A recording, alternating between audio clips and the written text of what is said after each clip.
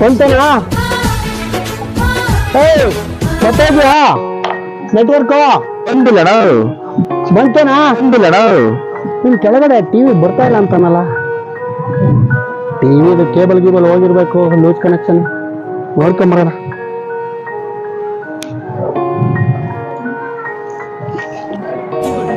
ಬರ್ತೈತೆ ಬಂದಿಲ್ಲ, ಬಂದಿಲ್ಲ ಬರ್ತೈತೆ, ಬರ್ತೈತೆ.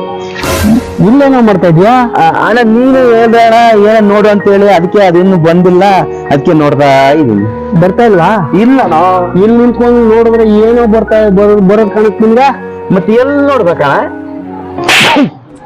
ಟಿವಿ ಆನ್ ಮಾಡ್ಬಿಟ್ಟು ಕೆಳಗಡೆ ಹೋಗಿ ನೋಡ. ಬಾದ್ ಮಾತು